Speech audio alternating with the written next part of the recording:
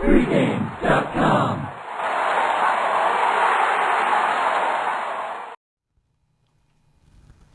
Rams plus 16 at Pittsburgh. Christmas Eve NFL action. All right, Marco, you were at the San Fran game. At the end of this video in overtime, we're going to let you tell a few stories. But for those interested in winning money, which is a majority of our audience, give us your impressions of the game itself. Well, Pittsburgh... Not your nachos or the sausage sandwiches or none of that. That will come later. Clearly, as you know, and it pained me to go to the game, I actually used San Francisco last week. Ben, my take on the game, and I said it on the first couple throws that I saw, Ben couldn't push off with the ankle sprain. And his throws were either high or short because he just didn't have that strength. And that was the problem because they did drive down the field. That opening drive, they went down there and then he had the costly interception in the end zone. San Francisco, they played well. They didn't make mistakes. That was the key for them. And I... All right, so we always talk about how the public overreacts to what they see. Big game. It strikes me that in the long term that this is not pro-Pittsburgh, but the adjustment that's going to be made about, there was talk, and I heard it on the radio, Pittsburgh gets the number 1 seed, you can forget about it. So it kind of, I think when all that discussion after Baltimore lost and all day Monday, that this team now controls its destiny to be the number 1 seed, after people were saying, wait a minute, I didn't think they were that good this year, and I see that Baltimore's beat them twice, there was almost a sense that you can't keep Pittsburgh down. Now that they got beat and the final score was fairly extreme, I think in general this is good for Pittsburgh because I think all things equal the score was deceiving. It was 6-3 at a given point, and Smith played, made a couple of passes on, there was the penalty on the field goal, which was just that game, that they didn't really talk about. You give Pittsburgh the ball with 8 minutes left, down 13. That game's not over at that point. All you need is a touchdown to stop a touchdown. Now, the odds of that were less than 10%, but the game wasn't over. Now you get past 2 touchdowns, the game ended up being over. And then when it did get to the 2 margins, it changes the defensive game plan for San Francisco because now they were able to pin their ears back and just come out. The running game was out of the mix. And Ben was a sitting duck back there, with the offensive line injuries and then Ben's, not being mobile. It was a bad situation. I'll ask you a question, though. Do you think that Tomlin's decision would have been any different had Baltimore won on Sunday? I don't. I think the thing that shows you that the conversation about Big Ben is just a bunch of talk is that when they're down by over 2 scores and you're down below 2 minutes and he's still in the game. Is the Steeler, it's one of those things, and we could do a long discussion about this, is the thing, it's like the wife of the guy that found his own company, he's worth $200 million, and he says, why can't he just relax on Christmas? It's like the thing that got you there is what's causing the conflict right now in your mind. And the point I'm making is Pittsburgh is about winning, but they're also about effort and grittiness. And the logical guys, the guys that say, well, the odds of Pittsburgh winning are 0, and the odds of Big Ben getting hurt are 10%, thus he should not play. And I think like that, quite frankly. And I'm not a Steeler, though. A Steeler is just, it's a football game I'm playing. Well, you did see the post-game interview from Ben where he actually said that they wanted to pull him out of the game, and he wouldn't come out. That's what I'm saying. Pouncey was the same thing the week before or 2 weeks ago. Is he was dehydrated and they actually had the game won and they were pulling their starters. He was screaming he wanted back in.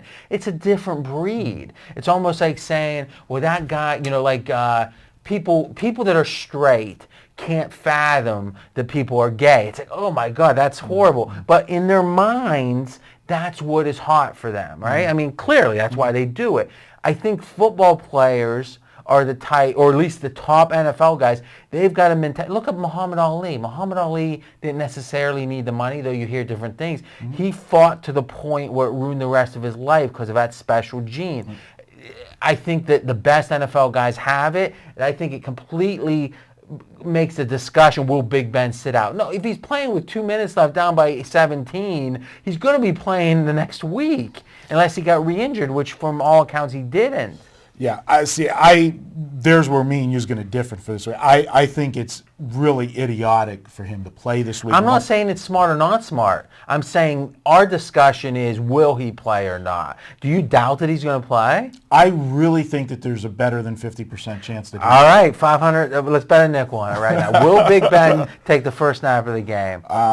I'll bet you a nickel. You'll bet me a nickel. All right. Oh, you're better than 50%. No juice. That's an automatic play, well, isn't it? I need another suit. Last year, every bet I won off you, we brought out a new suit. So. All right, so we got a bet. Big Ben plays. Yeah. Yes, you say no. Yeah. All right, so, if you look at the line. Remember one factor, now, if you're considering this. They played on Monday. Absolutely, and I do think... And they're playing back on Saturday. He would have played if they played the next day. But I do, and let's do this. The line tells you he's playing, right? This line is not going to be 16 or 15 if he's not playing. Some if you books go to have Vegas, pulled it off, but it's out What there, I'm saying though. is they pulled it off because they're pussies. The books that don't want any risk pulled it off. Fine, they'll pull off anything that they think they have a chance of losing. But right now, you could get 100. You could drive around Vegas and get 100K on the Rams plus 15 or better. Right or wrong? No, I agree with you. All right, so it is being booked right now. Now, if you did the Vegas ranking, VegasRankings.com,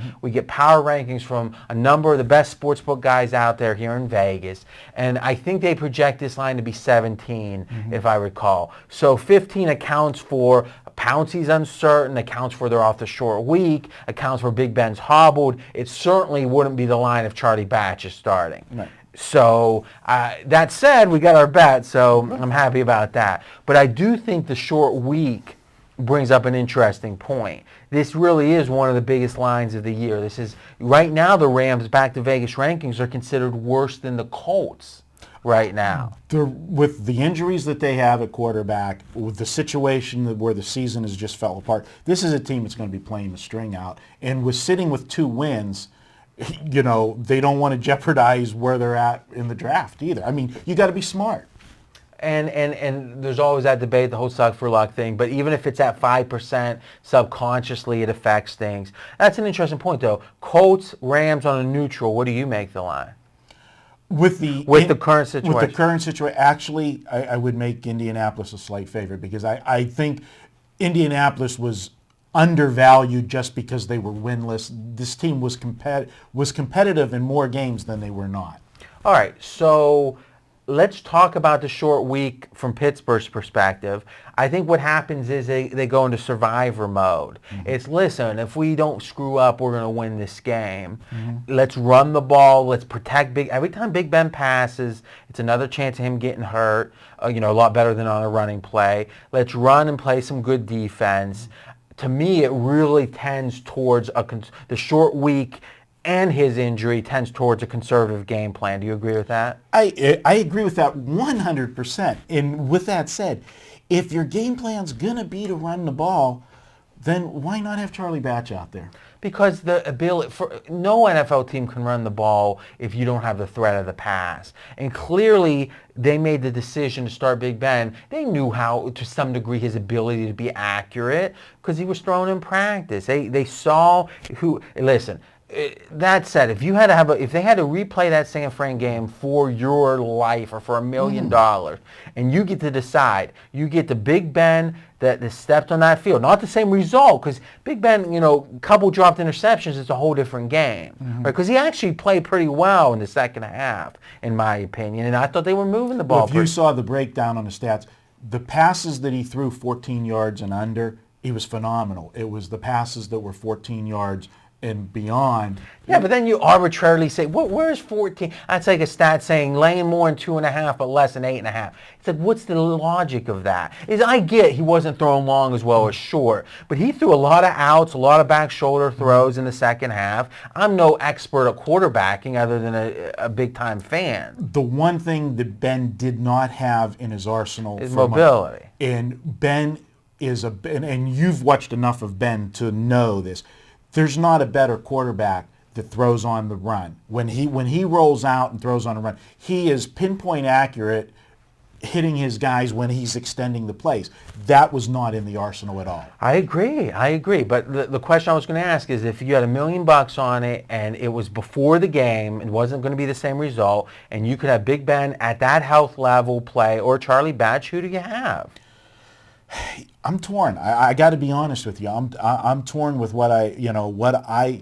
Would Charlie Batch have thrown for 330 yards? But would Charlie, with as bad as the... Would he have thrown an interception? If he throws, most likely. Yeah, remember, he didn't do bad last year. Yeah, it's been 18 months ago. The guy, age is the factor. Game 4, a little less than 18 months. Last year against Tampa Bay, he played a great game against Tampa Bay. Yeah. Who 10-6 or not wasn't a great team last year. They didn't beat a team last year with a winning record. All right, so back into the game itself. If they're in survivor mode, I think this is a lot of points. This is going to go right into what we talked about last week, which is this is a correlated parlay to me.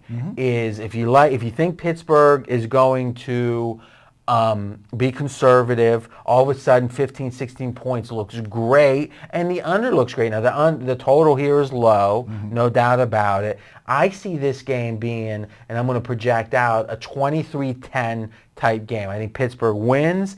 I think that Pittsburgh off of tough losses, and it's hard to imagine they're not going to play hard. I think they're going to play conservatively. I think the D is going to be great, and I think the offense is going to be conservative. They've played great football after every bad performance this year. And pretty much, we've talked about this, is with the Steelers. If they play against a quarterback that's not elite, the other team just doesn't score. And I'll tell you this again, watching that Saints game, if you didn't have all the turnovers and you didn't have the penalty on the field goal, they keep the Saints down to 16 or 17 points or whatever it ends up being. So, or I'm sorry, check that. I'm saying Saints, I meant 49ers. They keep the 49ers down. So I think if Pittsburgh played that game again with a healthy quarterback, I think that if you put the over and under on points for San Fran at 17, I go under.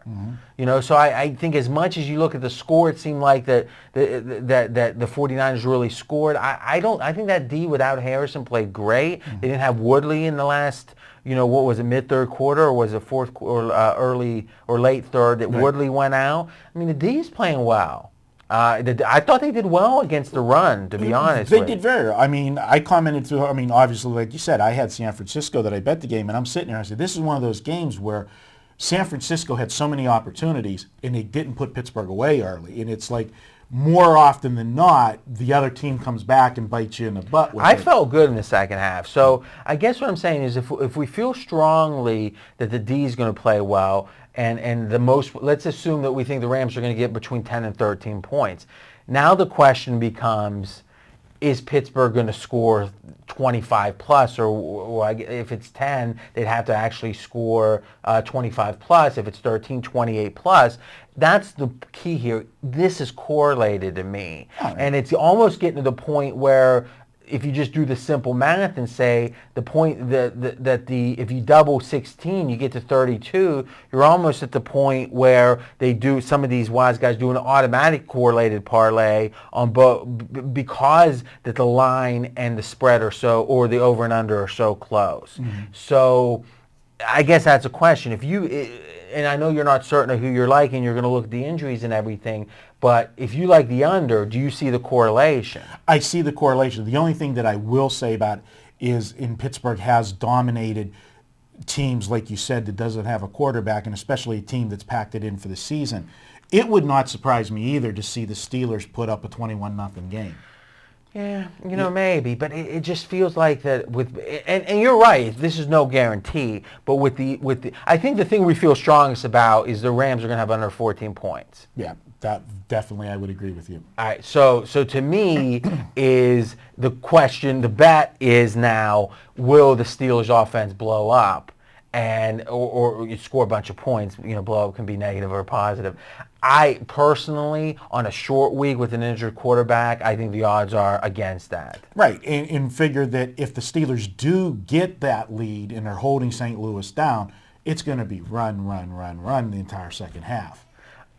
All right, so moving on, and we're going to go into overtime, but I really like the idea. You travel to the game, and we're going to talk about that in overtime, and you're Mr. Pittsburgh, but because the value in your mind was on the 49ers, you bet the 49ers. What's your record right now? We're 23-10 the last 2 years, and of course 49-22 going back several years. Of course. What do you think? People have it tattooed on their arm? Oh yeah, look. I do, but it's one of those things, and we've talked about it. Let's save it for overtime and talk about handicapping with your head and not your heart. All right, guys. So that was the pick side of things. Remember, go to pregamevideos.com and you'll see Marco's notes on this game and every video we do coming up to Christmas weekend, and you can ask any questions you want. Now we're going to go into overtime. So just lean back and, I got a text, so I'm going to grab my text as you tell the story. Tell us about the trip. Well, it's great. I mean, to be able to travel to another city and see, the team that you love, I got to admit, at the beginning of the game, whenever I saw all of the terrible towels in Candlestick. So what was the split? I said it was between 35 and 40% of terrible towels. It was amazing. And even the guy... Did you have your towel? I had my towel. And, but in Oakland, you would have not had I would not have my towel in Oakland. I might have had my Steeler underwear on, but not, that would have been about it. But the situation being, I turned to Jerry, who is the producer of Chris Townsend's show. That's who I went to the game with, which, by the way, thanks, Jerry. We had great seats. We were on field level, and we were down by the 10-yard line. So the guy from the radio station got your seats? Yeah. Well, I'm usually the one buying things. What the heck? That's a good deal. And then you actually got a tour of the studios? We got a tour of the studios, and I did an impromptu radio spot on Sunday night. I thought we were just going to see You prepped like 3 hours for every spot. How I did know you that do was that? that was I was the hand. I walked in. Great. The studio. So we got a celebrity here. And the next thing you know, I'm standing there listening to him, and the guy says, "Up next, we're going to have the great Marco D'Angelo from pregame.com." And I'm like, I looked at Jerry, and he hands me a set of headphones, and I said, "Shit." Now, we were at the M with Brian Leonard on Friday night for his championship handicapping tournament, $3,000 entry finals. And it was funny. There wasn't many people there, but there was a dude that went up. He goes, R.J. Bow, and we start talking. And then he goes, "Who's that guy? The big guy? Who's that guy?" He goes, "I think I've seen him before." So just to keep you humble, let's just say it like that. Right, no problem. But I've seen him. The Candlestick experience. Everybody, this is a situation where I'll bet if you would have polled the forums, and they saw that I had a big play on the game, everybody had to automatically assume. They knew I was in San Francisco. You don't do that, though. That's if anything, you probably play against Pittsburgh more because as a premium team with a better bias, there's a good chance that the value's the other way. This is the thing we teach. If you have a niche and you know something inside and out, you can't let your heart get in front of your head. And as much as I love the Steelers, and believe me, there's not many people who love the Steelers more than me, I love money even more, and you can take that to the bank. And I travel. So speaking of your heart, tell us about the food. Oh well, the food was tremendous, and I got to thank the Candlestick for the blackout, because you asked me before we went on air, did it favor the 49ers or did it favor the Steelers, the blackout? And I said, no, it favored somebody else.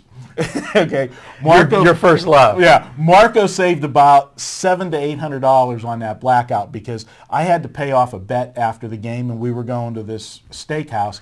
That because so the guys that won the bet said we're bringing them the most expensive, like Del Frisco's here in Vegas. Yeah, it was Bob's Steak and Chop House in downtown San Francisco, and we were going after the game, but because it was so late, the regular dinner menu was done at 10 o'clock. So we got there too late. We had to eat. You were like, keep throwing, Steelers, keep throwing. We had to go. Chris just texted me at the beginning of the fourth quarter, leave now. We wouldn't leave. So we only had to eat off of the bar menu, and we had, appetizers. So my bill was $300 instead of $1,000. So thank you, City of San Francisco. And I cashed on the 49ers, so that worked out. So did you go to Haight-Ashbury? I did not make that into the trip. I got to do Pier 39, and now where you look. Now you're from a small town right outside of Pittsburgh. No nonsense. Anyone that's gay there doesn't tell anyone. Who we kid? Yeah. Were you looking around a little self-conscious? No, I am very confident. You figure the way in my no, sexuality. I wasn't saying that you were uncertain of what you wanted. Yeah. I'm saying, did you feel like that you were going to get approached, or in the restroom, were you in the far urinal, at the far end, anything like that? No, I was okay. You there. figured the way you dressed, no one was going to mistake I it. was all right, but believe it or not, we did go to a bar. Jerry took us to a neighborhood bar up in Little Italy. Oh, that's code. Oh wait, I got it. No, in Little Italy, there were two Steeler people in there, dressed up before the game, and Jerry talks to everybody, and he says, "Here's another Pittsburgh guy," and believe it or not, the people were from my hometown. They worked for my next door neighbor. It was like, I'm in San Francisco. It was unbelievable. And then the bartender, once he found out what I did, and pregame.com got a lot of, I passed out some cards and told people about it. I ended up we drank, the next 2 drinks were free from the bartender when I told him what we did and told him to go to pregame and everything. So that worked out good. I kept lucking out on things there. Why not, right? Yeah, that's it. All right, guys, that was fun. And remember, Marco's doing, he's in the forums all the time. So if you have any questions about things, ask him there. We'll talk to you soon.